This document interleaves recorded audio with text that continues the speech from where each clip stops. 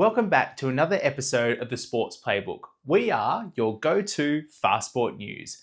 I'm your host, Demos. I'm here to give you a breakdown of what's been happening in the world of sport over the last 7 days, all in time for your commute. So without further ado, let's get right into it. In the AFL, the Brisbane Lions win back-to-back AFL premierships. The Geelong Cats faced off against the Brisbane Lions. Geelong were looking to get their first premiership since 2022, and the Brisbane Lions were looking to go back-to-back. It was a tight contest all the way up until midway through the third quarter. At that point, the Brisbane Lions ran away with it. They ended up winning by 47 points.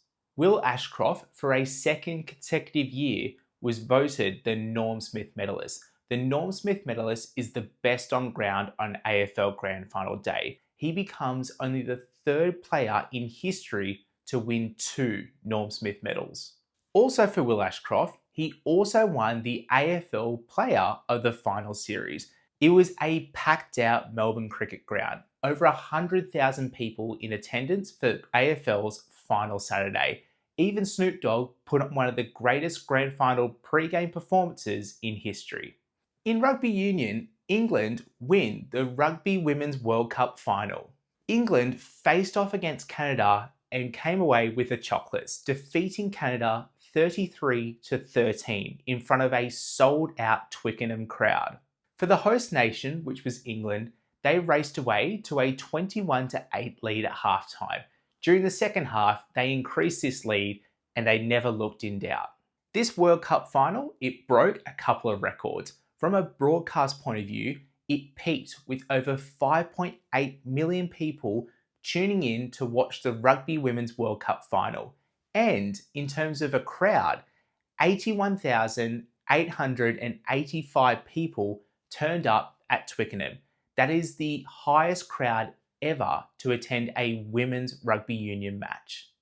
And in the NRL, the Melbourne Storm and the Brisbane Broncos punched their ticket into the NRL Grand Final. In the first preliminary final, the Cronulla Sharks travelled down to Melbourne to face the Storm.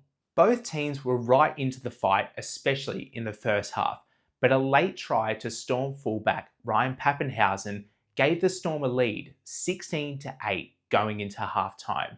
Both sides were very evenly matched, especially in the second half.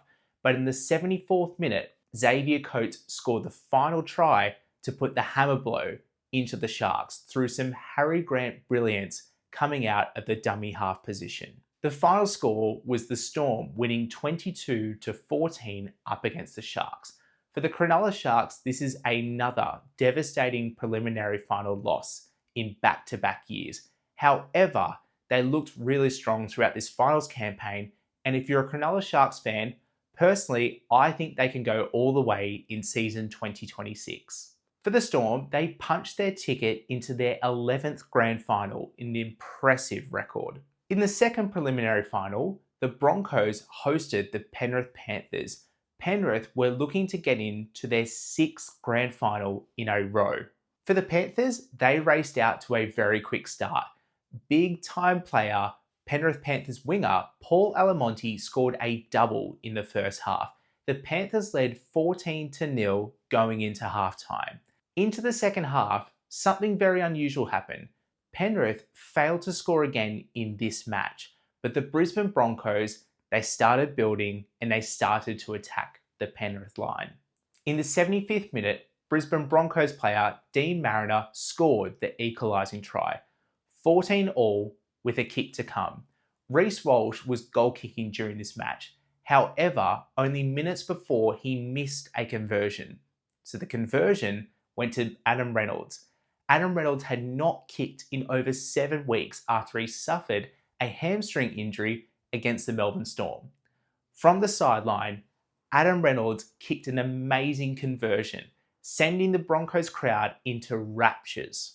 For Adam Reynolds, this was a slice of redemption. In 2021, when he was playing for the South Sydney Rabbitohs, he missed an all-important conversion and Penrith went on to win their first grand final in this incredible dynasty. But he was the one that made sure Penrith did not get into their 6th grand final in a row. So the Brisbane Broncos punched their ticket into the grand final, and the Brisbane Broncos, they are now into their second grand final in 3 years. And in the NRLW, the Sydney Roosters and the Brisbane Broncos get into the grand final. For the Sydney Roosters, they continue their perfect season. They defeated the Cronulla Sharks 17-16. For the Roosters, they raced out to a 16-6 lead. But with only 15 minutes to go, Bridie Parker, the Roosters fullback, got sin-binned for 10 minutes. Cronulla mounted a comeback, equaling the scores with 5 minutes to go, 16 all until Roosters halfback Jocelyn Kelleher got a field goal to secure the Roosters' victory.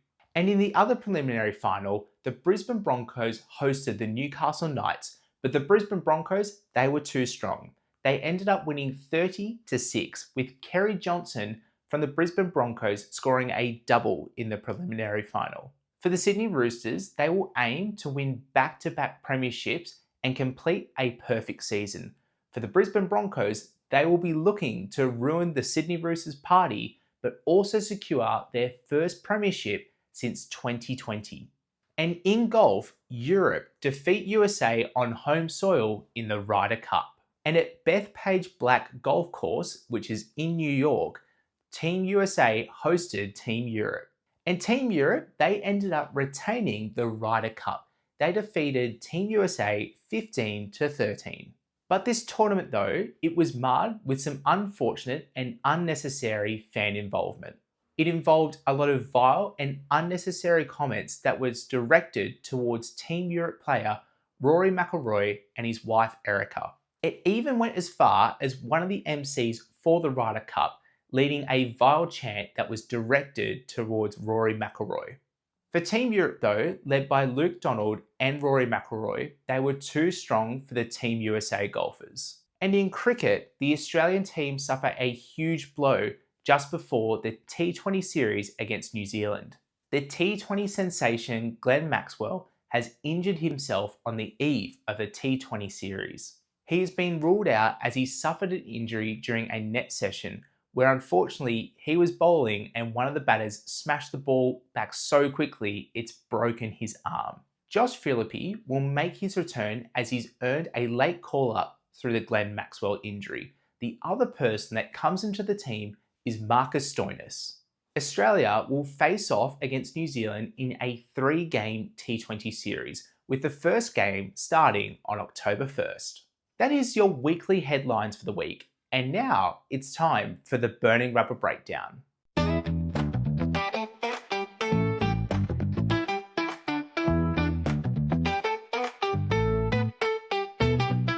It's time for the Burning Rubber Breakdown. Let's burn it up. In GT3 racing, Max Verstappen makes his debut in the category, and you guessed it, he won. At the Nürburgring in Germany, Max Verstappen made his debut, swapping his Red Bull F1 car for a Ferrari 296 GT3 car. He qualified in 3rd position, and by the first corner, he was already up into 1st place on his debut. By the time he made his driver change, he had built a 1-minute gap on the rest of the competitors. An average lap at this circuit takes about 8 minutes 45 seconds, as the track is 25 kilometers long. Verstappen handed over to his teammate Chris Lullum that went on to win the race, and Verstappen got his win on debut. I'm sure we are bound to see Max Verstappen enter a lot more endurance races and GT3 races in the future. That is your Burning Rubber Breakdown, and now it's time for our fast fact for a pub chat.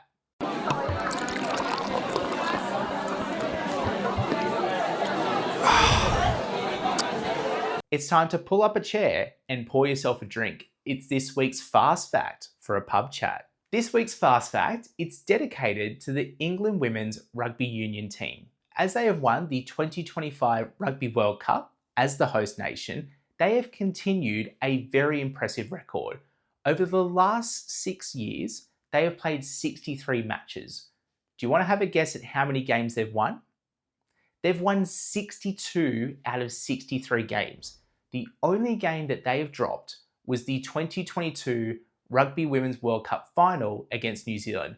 Yes, that was a game that does matter a little bit, but an impressive record. That is this week's Fast Fact for a Pub Chat. And now it's time for our Playbook Planner. Here are some sports to look forward to this weekend. In cricket, Australia take on New Zealand in a 3-game T20 series.